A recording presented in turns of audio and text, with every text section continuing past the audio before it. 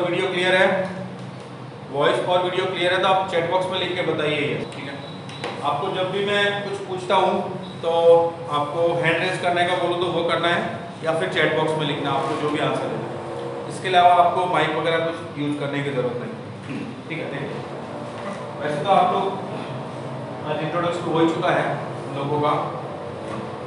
देखिए first class है maths का आपका, तो आप लोग ये ना बताएं कि जब भी हम लोग यहाँ पे स्टार्ट कर रहे हैं, सिलेबस चल रहा है तो कि ये तो सर उस बुक में नहीं है, ये बुक उस बुक में नहीं है। जो भी आपके पास बुक है NCERT या फिर और भी बुक्स है तो वो सारे के सारे टॉपिक 1 बाय 1 कवर होते हैं, ठीक है। फर्स्ट स्टार्ट करते हैं fundamental of mathematics.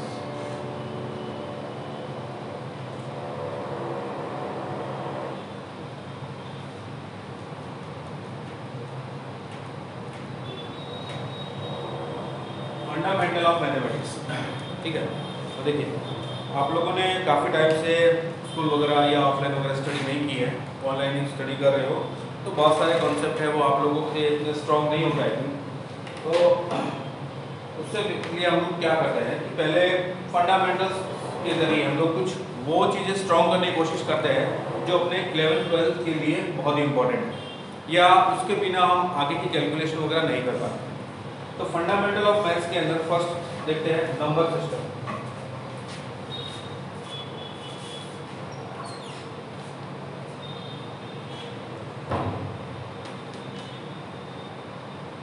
Number system, देखिए नंबर सिस्टम वैसे तो आप लोगों ने बहुत छोटी क्लासेस से पढ़ना स्टार्ट कर दिया होगा, 6 और 7 से आप लोग नंबर सिस्टम पढ़ते आ रहे हो। अब तो जस्ट इंट्रोडक्शन देखते हैं, जो काम की चीज़ें हैं वो मैं आपको बता देता हूँ। नंबर सिस्टम, अब इसके अंदर जो बात करूँ तो नेचुरल नंबर,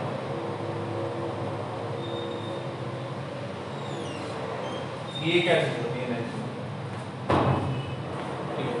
सबसे पहले जो हम लोग काउंटिंग करते हैं कुछ चीज़ों की, जैसे 1 2 3 4 इस तरह से, जैसे कॉइन को काउंट करना है, जैसे नोट है उनको काउंट करना है, तो आप लोग स्टार्ट करते हो 1 2 3 4 इस तरह से। तो ये जो काउंटिंग नंबर होते हैं वही आपके नेचुरल नंबर, काउंटिंग, ठीक है। क्योंकि हम कभी भी जीरो से काउंटिंग स्टार्ट नहीं करते कि मैंने आपको बोला कि कुछ पॉइंट्स से आपको दे दिए कि आप इनको काउंट करो, आप बोले 0 फिर 1, ऐसे तो होता नहीं, 1 से स्टार्ट करते हैं। तो ये जितने भी नंबर है 1 2 3 4, इन सभी नंबर को मिला के एक सेट बनाया गया। अब सेट क्या होता है वो मैं आपको बताऊँ। एक सेट बनाया गया और उस सेट का नाम दिया गया नेचुरल नंबर। ध्यान देना, नेचुरल नंबर क्या है, एक ग्रुप बनाया कुछ नंबर्स का, कुछ नंबर्स है 1 से लेके इंफिनिटी तक, ये काउंटिंग नंबर भी बोलते हैं, उनका एक ग्रुप बनाएगा, उस ग्रुप को नाम दीजिए कि इस नंबर को हम इस नाम से बुलाएंगे, तो ये आपके नेचुरल नंबर है।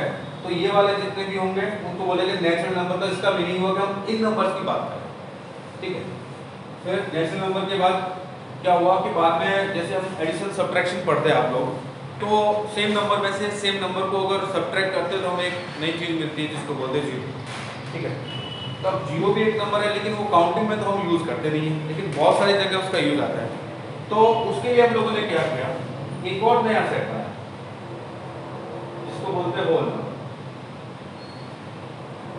होल नंबर, अब इसके अंदर क्या, उस जीरो को भी इंक्लूड कर लिया, ठीक है। तो अपने पास एक जो नया सेट बना 0 1 2 3 अप टू इंफिनिटी। इंफिनिटी का मतलब है कि हम जहाँ तक काउंटिंग नहीं कर पाएंगे, जो हमारे बस का नहीं, ठीक है, जहाँ पे जाके हम सिर्फ इमेजिन कर सकते हैं कि ऐसा होगा। आप इंफिनिटी तो कभी कंपेयर नहीं कर पाते कि आप जैसे किसी ने बोला कि सर ये इंफिनिटी पे जा रहा है, कोई बोले सर इंफिनिटी माइनस इंफिनिटी तो 0 होना चाहिए, ऐसा होना चाहिए, ये इंफिनिटी माइनस इंफिनिटी। लेकिन मैंने पहले बोला इंफिनिटी का मतलब है कि वो आपने इमेजिन किया हो कि बहुत बड़ी वैल्यू, इतनी बड़ी कि जिसके बारे में सोच नहीं सकते, जिसके बारे में पता नहीं, इतनी बड़ी वैल्यू। जब जिसके बारे में आपको पता नहीं है उसमें से आप ऐसी वैल्यू को सब्ट्रैक्ट करने का जा रहे हो जिसके बारे में भी आपको कुछ पता नहीं, तो आप जीरो कैसे बोल सकते? तो ये नहीं होता। क्लियर है? इंफिनिटी का मतलब है कि बहुत ही बड़ी वैल्यू, ठीक है। चलिए नेक्स्ट है इंटीजर्स। होल नंबर को हम ज्यादातर W, नेचुरल नंबर को n से डिनोट करते हैं। ये नेचुरल ये जो सेट है उसके नाम, ठीक है। इंटीजर्स, इंटीजर्स क्या, ये जो होल नंबर है या फिर नेचुरल नंबर है, इसके अंदर उनके नेगेटिव पार्ट को भी अगर इंक्लूड कर लिया जाए, ये सारे मतलब अब माइनस इंफिनिटी से लेके और प्लस इंफिनिटी तक जितने भी नंबर्स हैं जो आप काउंट कर सकते हो, माइनस इंफिनिटी से लेके प्लस इंफिनिटी तक, उनको बोला इंटीजर्स। अब ये माइनस इंफिनिटी का मतलब क्या, माइनस इंफिनिटी का मतलब नेगेटिव के अंदर बहुत बड़ी वैल्यू, नेगेटिव वाली वैल्यू है, लेकिन इतनी बड़ी है कि जिसके बारे में बता नहीं सकते, कि जहां तक जाओ आपको लगता है कि ये है, बस। अब इससे आगे तो हम नहीं बता पाएंगे, वो चीज होता है माइनस इंफिनिटी, ये प्लस इंफिनिटी। तो ये है सारे इंटीजर्स। अब इंटीजर्स के अंदर भी बहुत सारे पार्ट होते हैं, कई बार आपसे ऐसे पूछा जाता है इसमें से पॉजिटिव इंटीजर्स कौन से, पॉजिटिव इंटीजर्स। तो पॉजिटिव इंटीजर्स जो होते हैं वो होते हैं 1 2 3 और एंड सो ऑन। मतलब ये बोल सकते हो कि जो नेचुरल नंबर थे वही आपके पॉजिटिव इंटीजर्स हैं। अगर मैं नेगेटिव इंटीजर्स की बात करूं, आपसे पूछा जाए कि नेगेटिव इंटीजर्स कौन से हैं, नेगेटिव इंटीजर्स तो यही, ये जो सारे आपने पॉजिटिव में बोले हैं वही के वही सारे नेगेटिव के अंदर, तो ये नेगेटिव इंटीजर होते हैं, ये negative integers. Non negative integers कौन से होते हैं,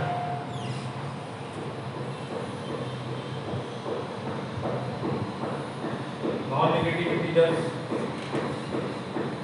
इसके अंदर इंटीजर्स हैं ये सारे के सारे इंटीजर्स, उसमें से नेगेटिव वाले पार्ट को हटा, ये जितने भी इंटीजर्स मैंने बताया कि इंटीजर्स कौन से होते हैं, इसमें से जो नेगेटिव वाले हैं वो सारे हटा दो, तो ये होते हैं नॉन नेगेटिव, मतलब 0 1 2 3 अप टू इंफिनिटी, मतलब होल नंबर बोल सकते हो non negative integers. Non positive integers को बोला जाएगा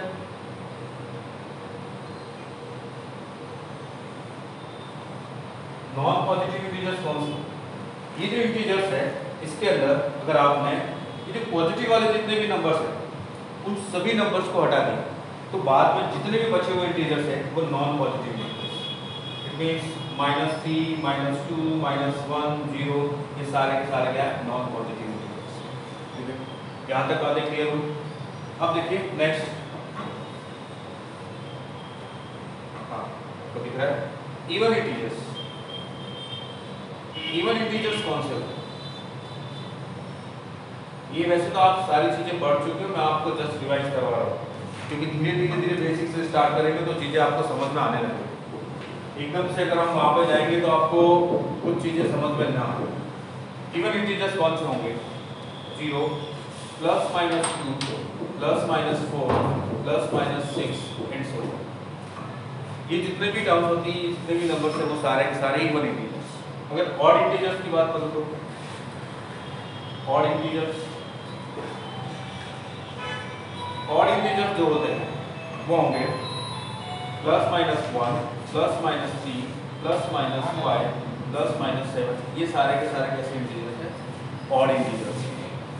ठीक है, अब बात करता हूं अगर मैं प्राइम नंबर, प्राइम नंबर कौन से, प्राइम नंबर, प्राइम का मतलब स्पेशल, जैसे अपने आप प्राइम मिनिस्टर होता है ना, बिल्कुल वैसे।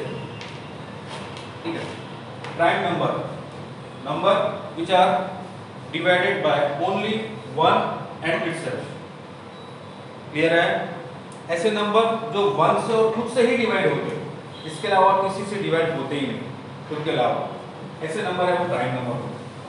फॉर एग्जांपल 2 3 5 7 11 13 17 19 23 29, ये सारे के सारे कैसे नंबर हैं जो सिर्फ 1 से डिवाइड होंगे और खुद से ही डिवाइड होंगे और किसी और से डिवाइड नहीं होंगे, ऐसे नंबर को हम लोग prime number. Only one even prime number होता है। इवन नंबर, अगर इवन प्राइम नंबर की बात करूं तो only one even prime number is 2।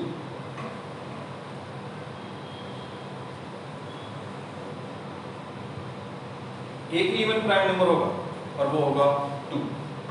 Next है कंपोजिट नंबर।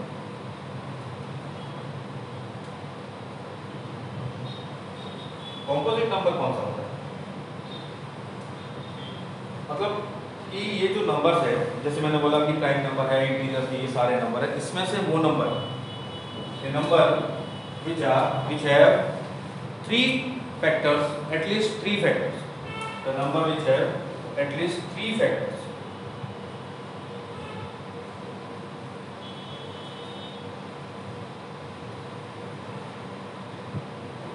देखो 1 तो हर नंबर का फैक्टर होता है, आपके पास जितने भी नंबर है हर नंबर का 1 है वो फैक्टर होता ही होता है। जैसे ये नंबर है, इनका 1 है वो फैक्टर होता ही होता है, ठीक है। और एक फैक्टर ये खुद ही नंबर होता है, क्लियर है। तो प्राइम नंबर के अंदर सिर्फ इसका एक ही फैक्टर मिलेगा आपको 1, और ये दूसरा को। अगर इसके अलावा एक और फैक्टर मिल जाए, जैसे फॉर एग्जांपल 4, तो 4 को आप क्या लिख सकते हो 1 into 4, ठीक है। और 1 into 2 into, देखो इसके 3 फैक्टर मिल गए आपको, 1 into 2 into 2। जैसे 6 की बात करें तो 1 into 2 into 3, तो ये कैसा नंबर है? कंपोजिट नंबर, ठीक है। इसके एटलीस्ट 3 फैक्टर। और मैं 1 की बात करूं तो 1 क्या होता है? 1 ना ही तो कंपोजिट नंबर होता है और ना ही प्राइम नंबर। अगर 1 की बात करूं, ये 1,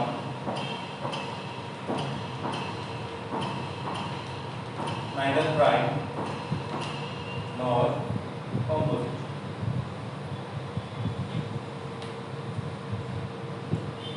ठीक है। और 4 जो होता है वो स्मॉलेस्ट कंपोजिट नंबर, सबसे छोटा कंपोजिट नंबर 4।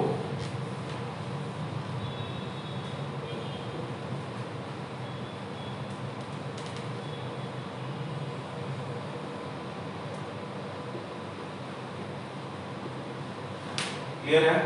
तो ये कुछ चीजें थी नंबर सिस्टम के बारे में। आप लोगों में से किसी को कुछ भी अगर डाउट है, ये इतना एक्सप्लेन किया है, इसमें कुछ भी डाउट है तो आप बिंदास पूछ सकते हैं, बताइए। आप में से किसी को कुछ डाउट है?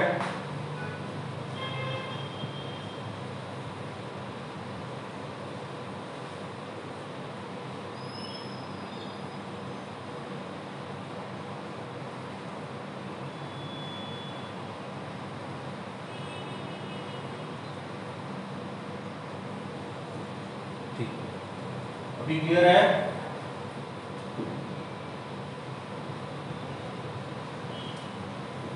Yes.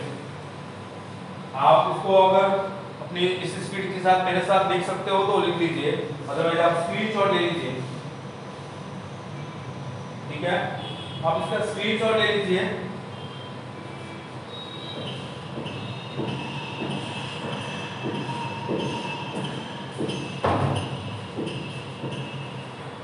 Screenshot done, chat box में लिख के बताइए बेटा, स्क्रीनशॉट डन।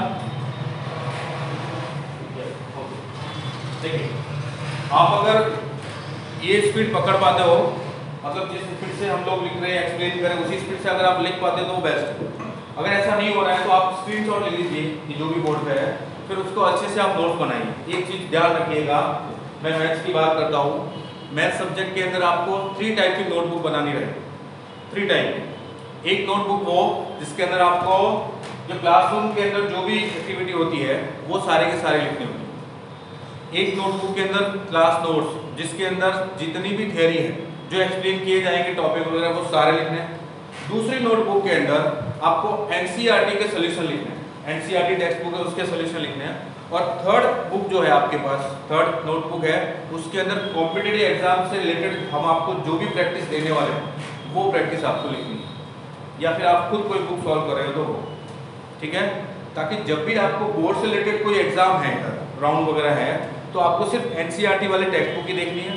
अगर कॉम्पिटिटिव से रिलेटेड कोई एग्जाम है तो आपको सिर्फ थियरी वाली नोटबुक ही देखनी है, उसमें एनसीईआरटी वाले पोर्शन की जरूरत नहीं है, ठीक है। और रही बात थर्ड नोटबुक की, जिसके अंदर आप लोगों को जेई या फिर मेरे को कॉम्पिटिटिव एग्जाम से रिलेटेड जो भी आपको यहाँ से मटेरियल मिलता है वो सॉल्व करना है। इनकेस अगर आप दूसरी बार उसको देख रहे हो, कोई डाउट है तो वहाँ से आप फिर से चेक कर सकते हो, ठीक है। नोट्स अच्छे से बनाना ध्यान रखना, ये 2 साल आपको बहुत अच्छे से नोट्स तैयार करने हैं। मतलब वो आपके पास जब आप 12th में जाओगे तो 11th में फर्स्ट डे क्या पढ़ाया था वो आपके पास होना चाहिए, क्योंकि जब भी आप जेईई का एग्जाम देने जा रहे हो या कोई और भी एग्जाम देने जा रहे हो तो आपको एक बार पूरा का पूरा रिवाइज करना पड़ेगा। ठीक है, चलिए स्क्रीनशॉट डन हो गया। नेक्स्ट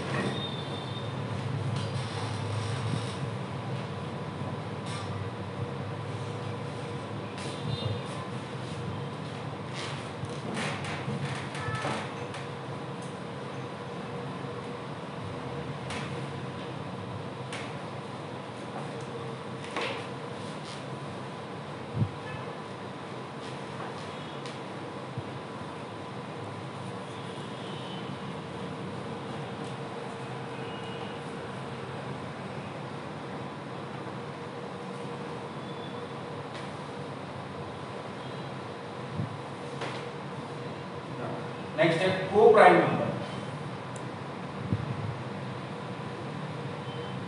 को प्राइम नंबर और you can say relatively prime number.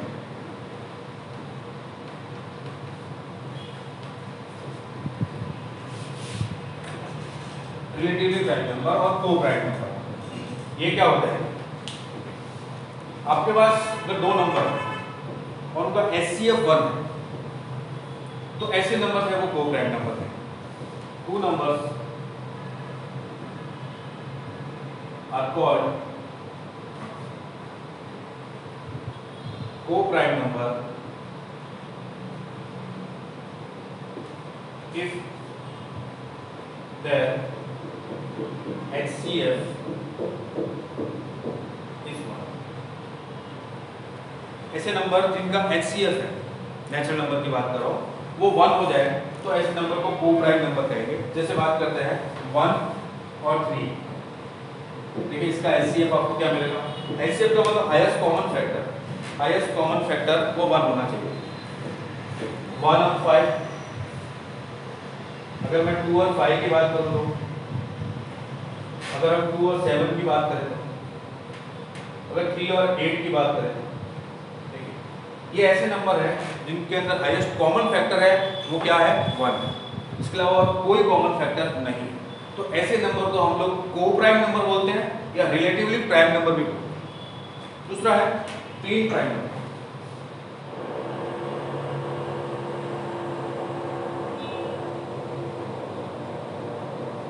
Twin prime number,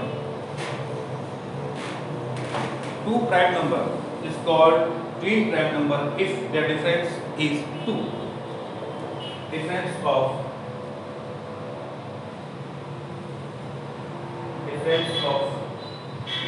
two prime number is 2, then they call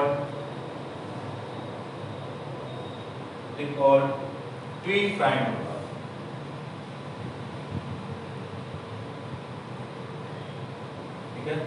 for example देखिए 1 3 3 5 7 9, देखिए 11 13। ये कुछ एग्जाम्पल है जिसके अंदर जो डिफरेंस है इन दोनों प्राइम नंबर का वो कितना है? 2। तो ऐसे नंबर्स, प्राइम नंबर्स जिनका जो डिफरेंस है वो 2 हो, ऐसे प्राइम नंबर को हम लोग क्या बोलेंगे? ऑर्डर पेयर को ट्विन प्राइम। ठीक है, नेक्स्ट टॉपिक देखिए rational number. Rational number,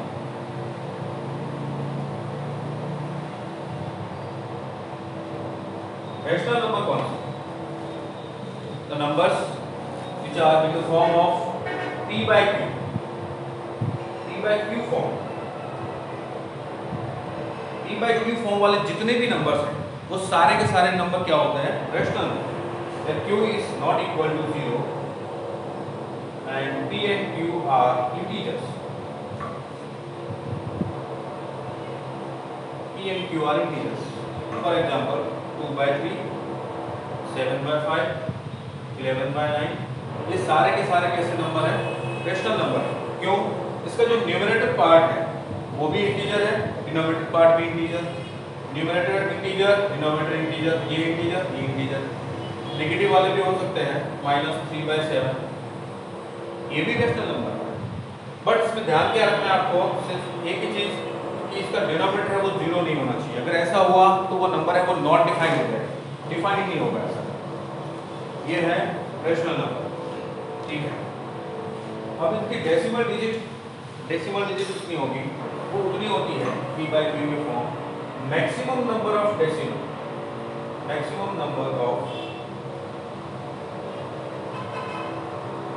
decimal digits are q। p by q form है, इसके अंदर maximum number of decimal decimal के बाद कितने डिजिट हो सकती है वो q के इक्वल होगी। जैसे मैं बात करूं इसकी 11/9, तो इसकी जो डेसिमल डिजिट होती है वो 9,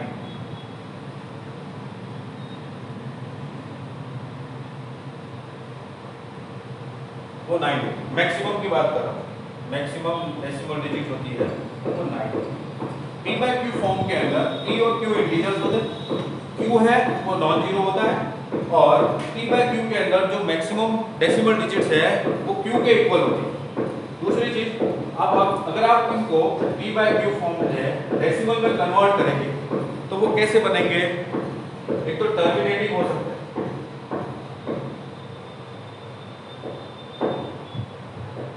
टर्मिनेटिंग और रिपीटिंग।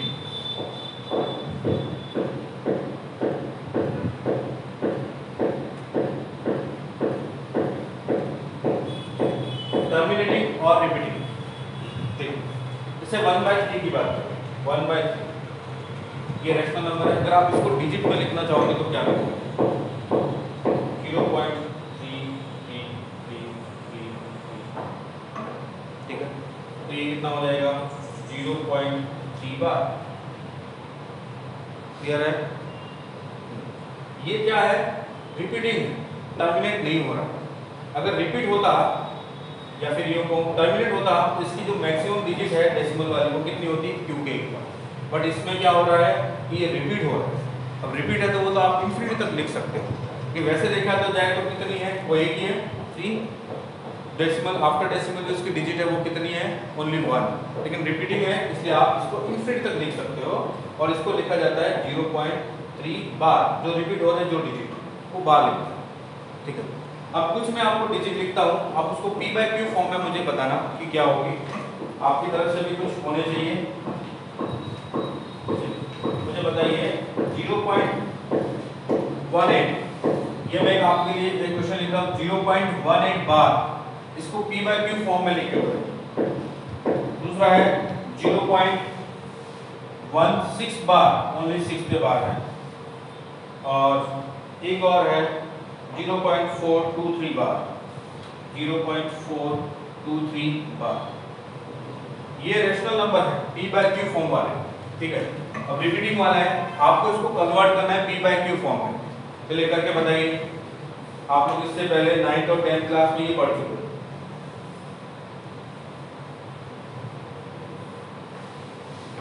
ठीक है। आप में से कौन पहले बता,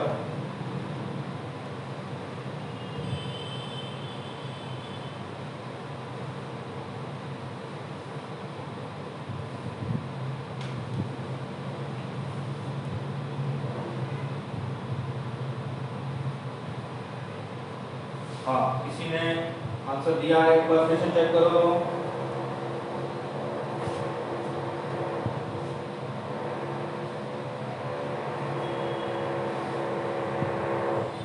ये कौन है,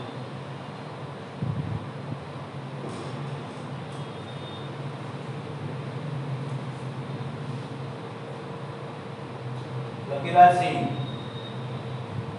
सोनाग्रा, नयन कुमार, और ये है कुंवर मेगा कुमार। नयन कुमार बेटा, मैंने आपको p by q फॉर्म पूछा है, आपने फिर से डेसिमल फॉर्म लिख लिया इसका। चलिए काम कीजिए, आप स्क्रीनशॉट ले लीजिए, पहले इसका स्क्रीनशॉट लीजिए जल्दी से।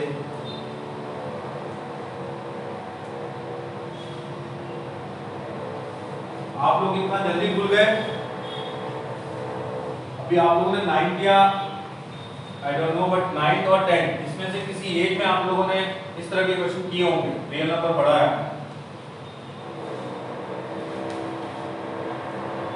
मैं तो सिर्फ आपको रिवाइज करवा रहा हूँ वो चीजें, फंडामेंटल चल रहा है।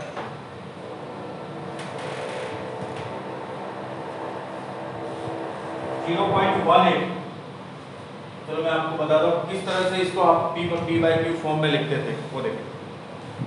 आप इसको लिखते थे x equal to 0.18 bar. 18 bar का मतलब हुआ कि x equal to 0.18 18 18 and so on. फिर आप क्या करते थे, जितने डिजिट पे बार है उतने डिजिट से 10 टू द पावर से आप मल्टीप्लाई करते थे x को। ये 2 डिजिट पे बार है तो 10 टू द पावर 2 से मल्टीप्लाई करते हैं, ये हो जाएगा 100। तो कितना मिलेगा आपको 18.18 18 18 एंड सो ऑन। अब ये वाली x वाली टर्म को मैं यहाँ लिखता हूँ, इस x को, ये बन जाएगा x इक्वल टू 0.18 18 18। अब ये इसमें से इसको सब्ट्रैक्ट करते थे हम लोग, 100 माइनस x कितना हो जाएगा 99x इक्वल टू 18 माइनस 0, ये आपको सिर्फ 18 मिलता है, ओनली 18। बाकी की सारी डिजिट है वो कैंसिल हो जाता है, उसमें से आपको कुछ नहीं मिलता, या फिर होगा 18.0000 ऐसी टर्म मिलती है, ठीक है। तो हम इसको 18 ही लिखते हैं, तो 99x equal to 18, then x equal to what 18 by 99। अगर आप इसको 9 से कैंसिल करने जाओगे तो 2 बाय 11, ये आपका रेशनल नंबर हो गया 0.18 बार। ये जो रिपीटिंग नंबर है इसको आपने p बाय क्यू फॉर्म में 2 बाय 11। क्या ये समझ पाए आप लोग?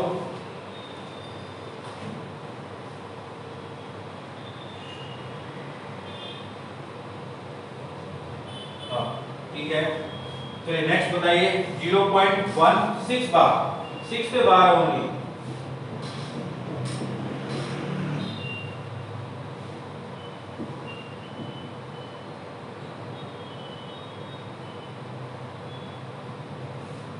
ये सॉल्व करके बताइए 0.16 बार, p बाय क्यू फॉर्म में लिख के बताइए इसे।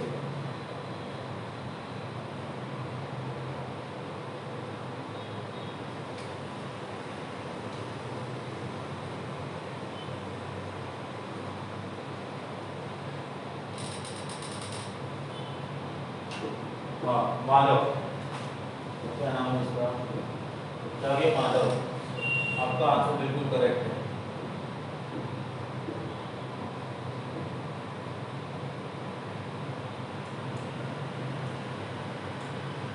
और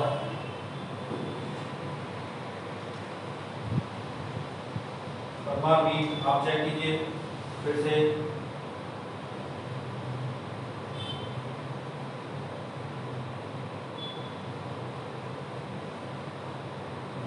बहुत सारे बच्चों ने आंसर दिया लेकिन करेक्ट आंसर नहीं दे पाए। चलिए देखिए, इस तरह के जो रिपीटिंग डेसिमल डिजिट है उनको हम लोग p बाय क्यू फॉर्म में, मतलब रैशनल नंबर की फॉर्म में कैसे लिखते हैं p बाय क्यू? हम लोग क्या करेंगे, लेट करेंगे लेट x इक्वल टू 0.16666, इसी तरह से चलेगा। तो सबसे पहले तो एक काम करेंगे कि जहां से रिपीटिंग स्टार्ट हो रहा है इस डेसिमल को वहां लेके जाए, ठीक है। तो इसको मैं क्या करूं, 10 से मल्टीप्लाई कर देता हूं, 10x इक्वल टू 1.666। अब ये बन देखो आपका बन गया 1.6 बार।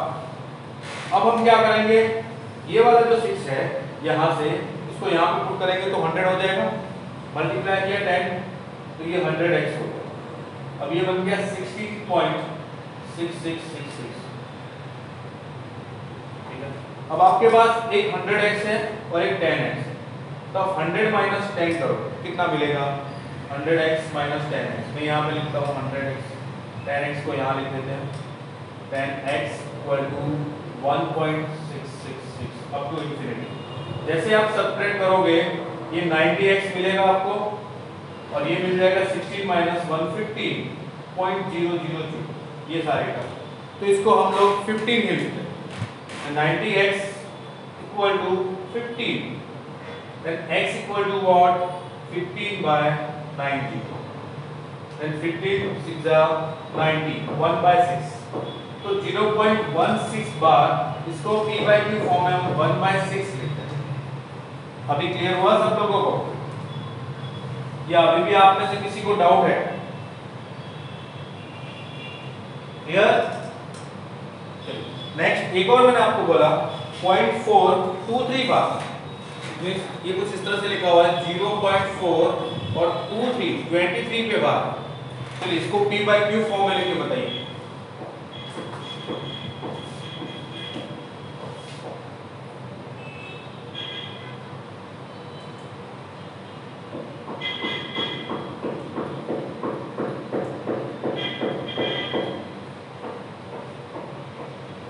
वेरी गुड, काफी सारे बच्चों के राइट आंसर है। खुशी मौर्य, दिवानी, आरव और ये वर्मा सिद्धार्थ, आप चेक कीजिए बेटा। चौहान मंथर आप भी चेक कीजिए। मेहता तनय ये सही है। मेघा कुमारी आपका भी करेक्ट है। राही बिल्कुल करेक्ट है। ठीक है, चलिए मैं बता देता हूँ 419/990। इसके लिए आपको ये मिलेगा 419/990। ठीक है, चलिए नेक्स्ट देखिए। ये तो था रैशनल नंबर। अगर मैं इरेशनल नंबर की बात करूं, इरेशनल नंबर तो वो क्या होते हैं?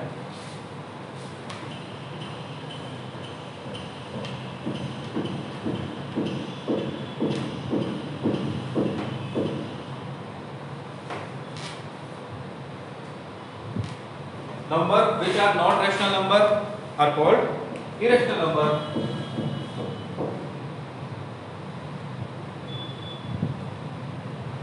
irrational number कौन सा? जो रैशनल नंबर नहीं है वो irrational नंबर। क्लियर है? सिंपल सी डेफिनेशन ये है कि जो भी रैशनल नंबर की उसमें फॉर्म में नहीं आता है वो क्या हो जाएगा? irrational number. हाँ, irrational number which are not rational number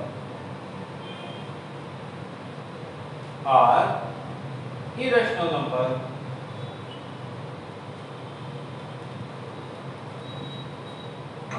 like p by q form है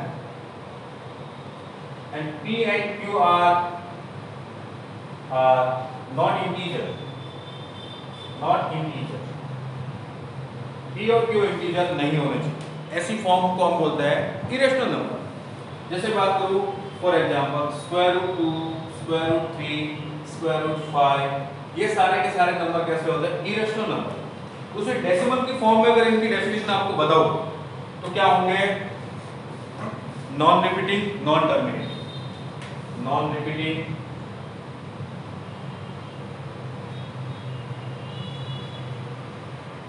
एंड नॉन टर्मिनेटिंग।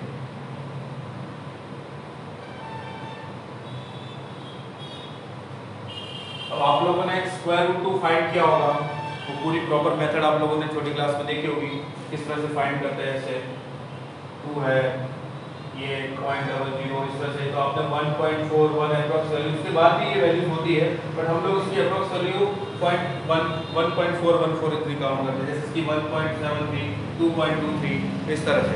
बट ये टर्मिनेट नहीं होते और ना ही रिपीट होते, आगे से आगे बढ़ते जाते हैं। तो ऐसे जो नंबर्स होते हैं वो इरेशनल नंबर। क्लियर है? अब देखिए जैसे पाई और पाई के बारे में आप लोग अच्छे से जानते हो सब लोग। इसकी अप्रोक्स वैल्यू आप लोग लिखते हो 3.14, ये इसकी अप्रोक्सीमेट वैल्यू। ठीक वैसे ही आप लोग यूज करते हो, आपको बोला जाता है कि पाई की वैल्यू को आप यूज करो 22/7, बट ये एग्जैक्ट वैल्यू नहीं होती। पाई की एग्जैक्ट वैल्यू 22/7 नहीं होती है, क्योंकि 22/7 तो रैशनल नंबर, ये एक रैशनल नंबर, बट पाई जो है वो इरेशनल नंबर।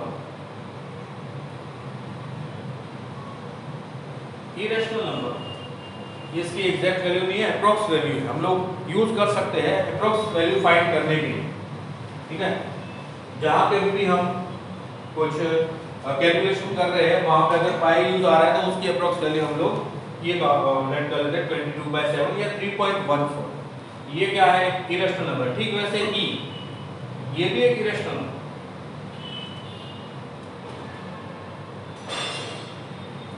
अब इसके बारे में मैं आपको फंक्शन पढ़ाऊंगा तब अच्छे से बताऊंगा एक्सपोनेंशियल सीरीज क्या होती है।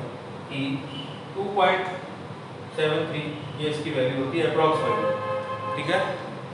एक्यूरेट वैल्यू या एग्जैक्ट वैल्यू तो ये नहीं हो सकती, एग्जैक्ट वैल्यू तो नहीं हो सकती, इरेशनल नंबर ये कहीं टर्मिनेट होगा ही नहीं। ठीक है। तो ये कुछ चीज थी इरेशनल नंबर के बारे में। अब सुनिए, अगर मैं आपको बोलता हूं कि rational number plus irrational number क्या होगा? Rational number plus irrational number,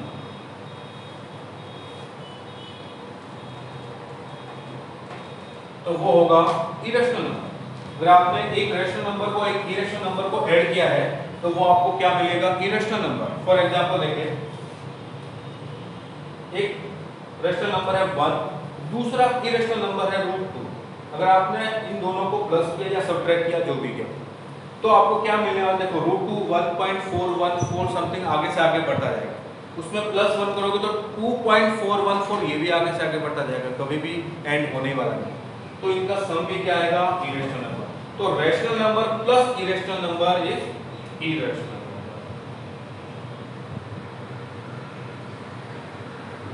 ठीक है। ठीक वैसे ही रैशनल नंबर और एक इरेशनल नंबर का प्रोडक्ट करोगे, रैशनल नंबर और प्रोडक्ट कर रहे हो इरेशनल नंबर के साथ, तो भी आपको इरेशनल नंबर ही मिलेगा।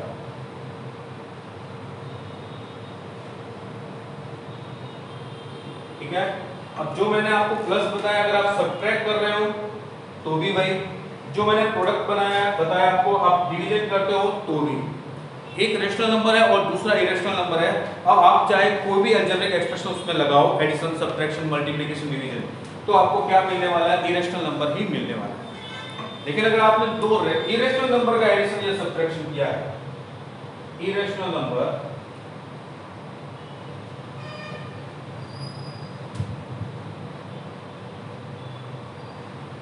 प्लस माइनस इरेशनल, तो इसका सम, दो इरेशनल नंबर का सम, एडिशन या सब्ट्रैक्शन, वो रेशनल भी हो सकता है और इरेशनल भी हो सकता है। ठीक है। वैसे ही इरेशनल नंबर, दो इरेशनल नंबर का सब्ट्रैक्ट कर रहे हो एक इरेशनल नंबर में से दूसरा इरेशनल नंबर, तो वो क्या हो सकता है? रेशनल भी और इरेशनल भी हो सकता है। ध्यान रखना। तो ये बन जाएगा आपका मे बी रैशनल और इरेशनल।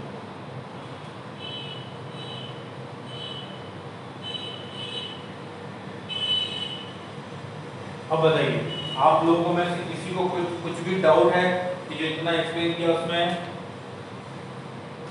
इतने एक्सप्लेनेशन में किसी को कुछ डाउट है?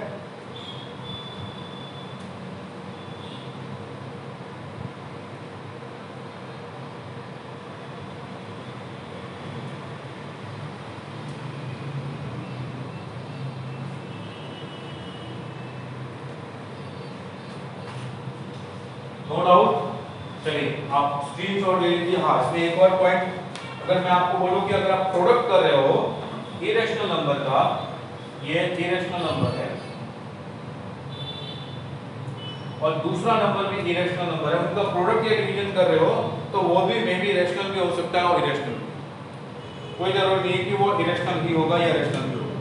अगर एक रेशनल और एक इरेशनल है तो कंफर्म है वो इरेशनल ही होगा, लेकिन दोनों इरेशनल है तो आप कुछ भी नहीं कर सकते।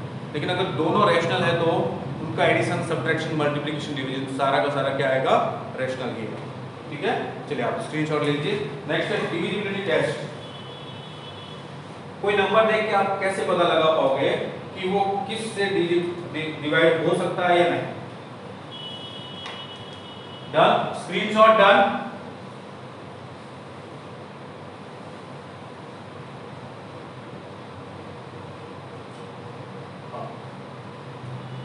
ओके।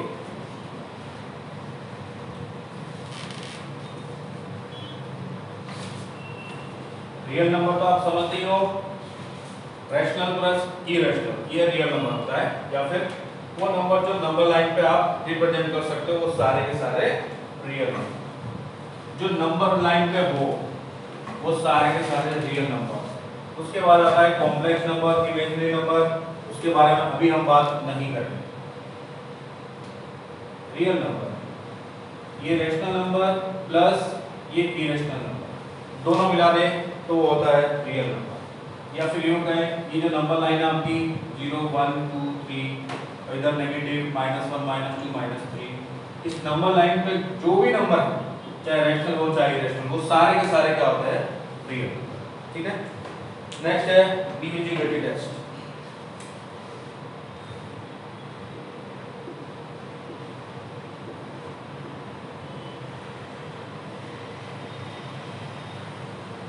आपके पास कोई भी एक नंबर है, गिवन नंबर है n, आपको कैसे पता चलेगा कि ये जो नंबर है वो 2 से डिविजिबल होगा? फर्स्ट मैं आपको बता देता हूं,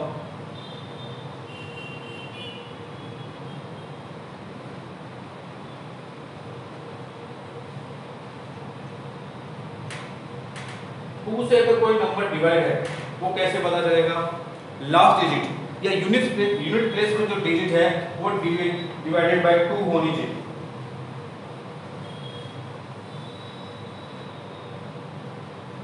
हाँ, what is the symbol of irrational number? Q.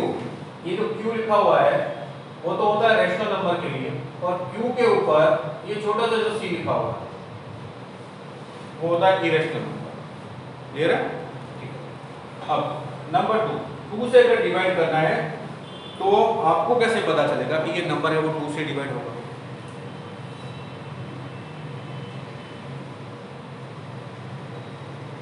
हाँ, digit eight unit place is divided by, unit place में जो भी डिजिट है वो 2 से डिवाइड हो रही है तो वो पूरा का पूरा नंबर जो है वो 2 से डिविजिबल है। फॉर एग्जांपल 4 1 2, एक और एग्जांपल 7 3 5 8। अब देखिए, अगर आपको ये पता करना हो कि ये दोनों ही नंबर 2 से डिविजिबल है या नहीं है तो आपको क्या करना है? यूनिट प्लेस वाले डिजिट चेक करना है। यूनिट प्लेस वाले डिजिट 2 से डिवाइड है तो ये पूरा का पूरा नंबर है वो 2 से डिवाइड हो रहा है। 3, कोई नंबर 3 से डिवाइड होगा या नहीं ये कैसे पता चलेगा? Sum of the digits, sum of the digits, sum of the all the digits is divided by 2। जितनी जो भी आपको नंबर दिया गया है उस नंबर की जितनी डिजिट है वो सारी की सारी नंबर के सारे डिजिट है उनका सम अगर आप कर रहे हो तो वो डिवाइडेड बाय 3 है तो वो पूरा का पूरा नंबर है वो क्या हो जाएगा? 3 से डिविजिबल हो जाएगा। फॉर एग्जांपल अगर मैं बात करता हूँ 1 2 3, ये एक नंबर आपको चेक करना है कि ये नंबर है वो 3 से डिवाइड होगा या नहीं होगा। आप क्या कीजिए, इस नंबर के अंदर जितने भी डिजिट्स हैं 1 + 2 + 3 इसको ऐड कीजिए, फिर चेक कीजिए कितना हो रहा है। ये 6 है तो क्या 6 3 से डिवाइड होता है? होता है। तो ये पूरा का पूरा नंबर है वो 3 से डिवाइड हो सकता है। क्लियर है? 4, कोई नंबर 4 से डिवाइड होगा ये आप कैसे पता लगाओगे? Last two digit unit place पे और tenth place, last two digits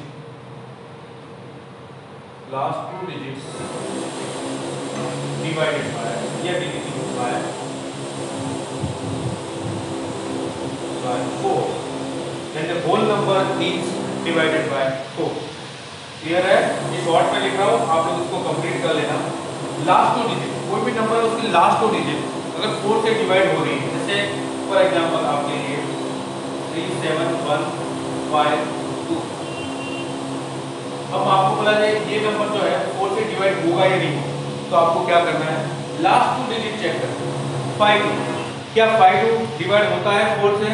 बिल्कुल होता है। तो ये पूरा का पूरा नंबर है वो 4 से डिवाइड हो जाएगा। ये पूरा का पूरा नंबर 4 से डिवाइड हो जाएगा। क्लियर है? नेक्स्ट नंबर है 5, कोई नंबर 5 से डिवाइड डिवाइड होगा ये कैसे पता चलेगा? लास्ट डिजिट जो है वो क्या होनी चाहिए?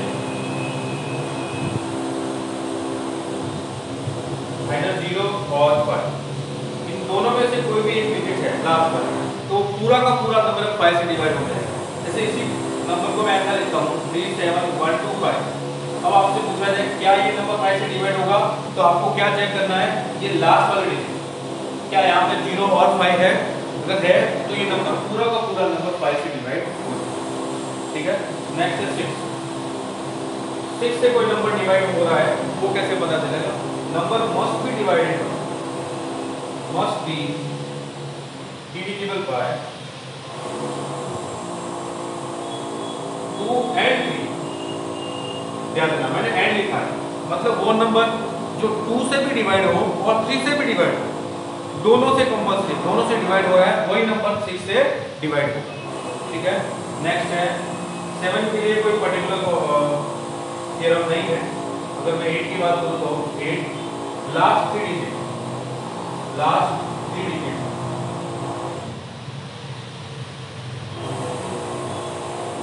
Divided by 8। if last 3 digits are divisible by, if last 3 digits are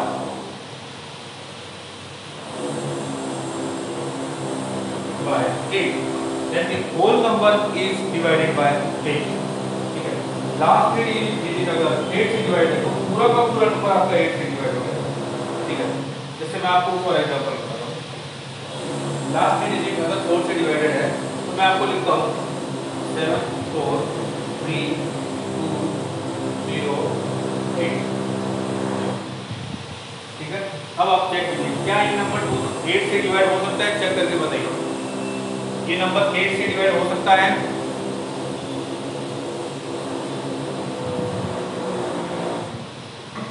ये नंबर 8 से डिवाइड होगा? बताइए मुझे।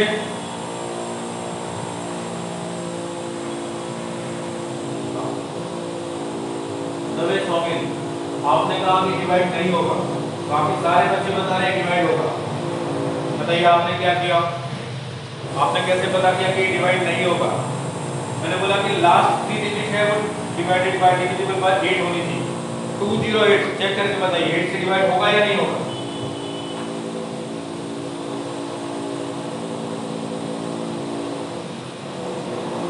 होगा ना? तो ये पूरा का पूरा जो नंबर है वो 8 से डिवाइड हो जाए। ठीक है, 9 के लिए कोई नंबर 9 से डिवाइड होता है वो कैसे पता करोगे?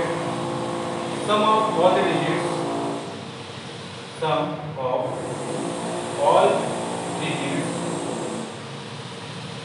Of even number is divisible by 9। जो भी नंबर आपको गिवन है वो नंबर के सभी डिजिट को सम करो और फिर देखो क्या वो 9 से डिवाइड होता है। अगर ऐसा है तो पूरा का पूरा नंबर 9 से डिवाइड होता है। ठीक है, मैं यही क्वेश्चन आपसे इसमें पूछता हूँ, क्या ये 9 से डिवाइड होगा? चेक करके बताइए।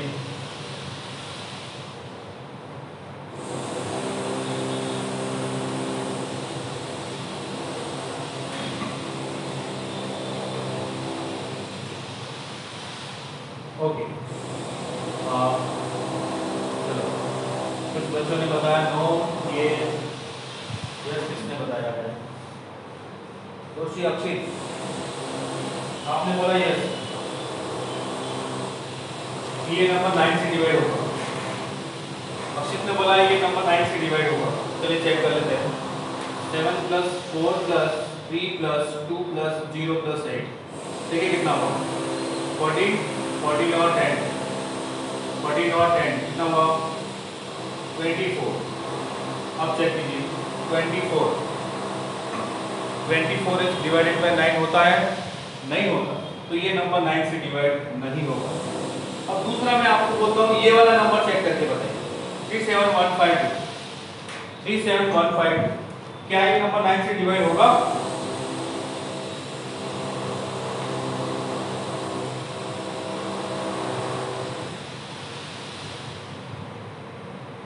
यस, बहुत सारे बच्चों ने बोला है कि ये नंबर 9 से डिवाइड होगा। बिल्कुल होगा।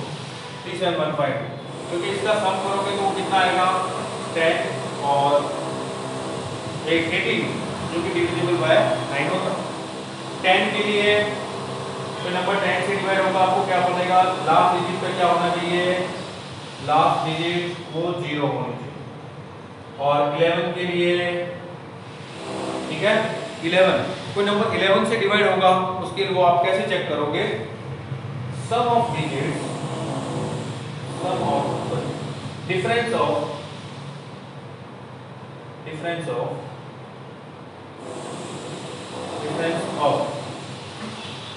sum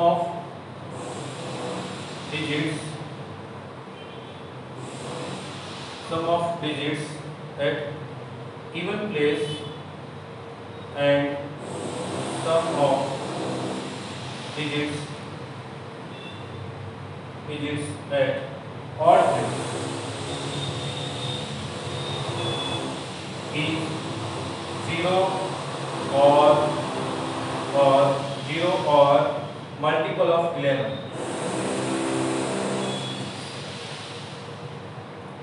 multiple of 11। इसका मतलब है कि जो भी नंबर आपको गिवन है उस नंबर के अंदर इवन प्लेस पे कौन सी डिजिट है और ऑड प्लेस पे कौन सी डिजिट है। इवन प्लेस पे जितनी भी डिजिट है उन सभी डिजिट का सम करो, ऑड प्लेस पे जितनी डिजिट्स है उन सभी डिजिट का सम करो और दोनों का डिफरेंस देखो। अगर दोनों का डिफरेंस 0 और मल्टीपल ऑफ 11 है तो वो पूरा का पूरा नंबर 11 से डिवाइड हो जाएगा। अगर ऐसा नहीं है तो वो नंबर 11 से डिवाइड नहीं होगा। फॉर एग्जांपल आपको एग्जांपल देता हूँ 1221 1298 एक नंबर है 1221, ठीक है। अब चेक करते हैं इसकी ये ऑड प्लेस पे कौन कौन सी डिजिट है। ऑड प्लेस ये first place, second place, third place, fourth place. Odd place पे ये है 1 और 2, इन दोनों का सम किया। इवन प्लेस में 2 और 1, इन दोनों का सम किया और इन दोनों का डिफरेंस देखा, कितना मिला 3 - 3 0। तो ये नंबर है वो 11 से डिवाइड होगा। एक और 1298 ऑड प्लेस पे डिजिट देखते हैं 1 और 9, तो 1 + 9 माइनस इवन प्लेस पे 2 और 8, तो 2 + 8। इन दोनों का डिफरेंस 10 - 10 कितना हुआ 0। अगर 0 है दोनों का डिफरेंस तो ये नंबर भी 11 से डिवाइड होगा। क्या ये बात समझ गए आप लोग?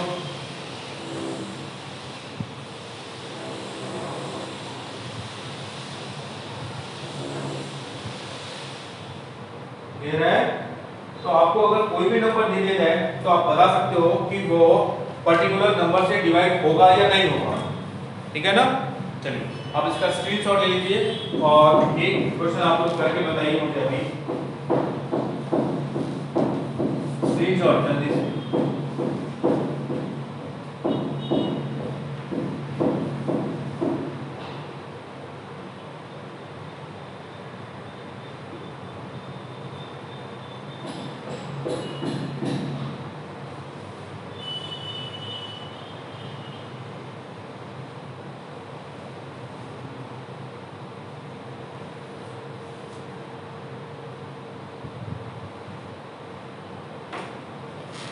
एक नंबर है number of order pairs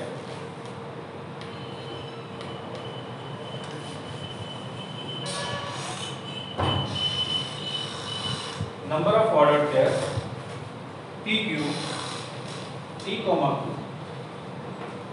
so that n is divisible by 9। चलिए कितने ऑर्डर पेयर बनेंगे P और Q के, या P और Q मिला के कितने ऐसी फॉर्म बनेगी कि ये पूरा का पूरा n जो है नंबर ये 9 से डिवाइड है, ठीक है।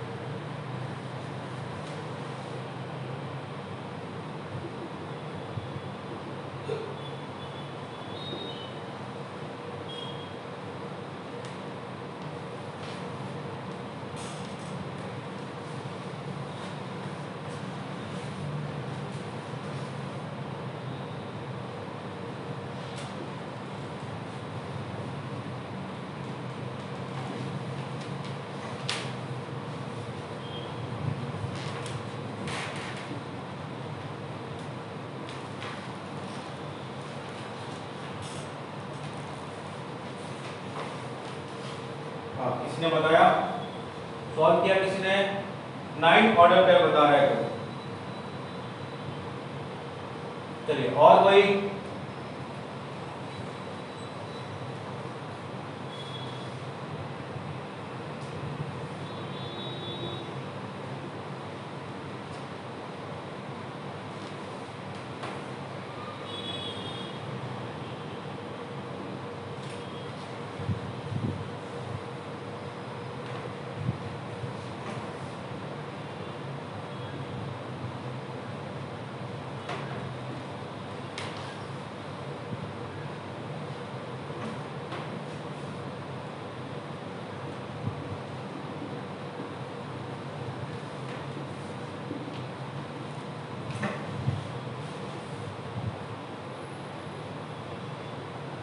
ठीक है, आप एक काम कीजिए, ये तीनों क्वेश्चन लिख लीजिए या फिर स्क्रीनशॉट ले लीजिए। उसके बाद आज का तो अपना टाइम लगभग खत्म हो गया है। मैं कल चेक करूंगा, आप लोगों से पूछूंगा, इन सभी के आंसर आप सब लोगों को मुझे बताने हैं। देखते हैं किसके कितने कॉन्सेप्ट स्ट्रॉन्ग है 9th और 10th के, कि डिविजिबिलिटी टेस्ट आप में से कितने लोगों को पता है क्या होता है। ठीक है, इससे पता चल जाएगा कि आप लोगों ने कितने कॉन्सेप्चुअल स्टडी करी। क्लियर? तो ये तीनों ही क्वेश्चन मैं कल 1 बाय 1 सबसे पूछूंगा और सबका आंसर मुझे चाहिए, चाहे वो कैसा भी आंसर है, सबका चाहिए। फिर मैं आपको एक्सप्लेन करूंगा कि आपने काम किया। ठीक है, तो आज के लिए इतना ही, बाकी कर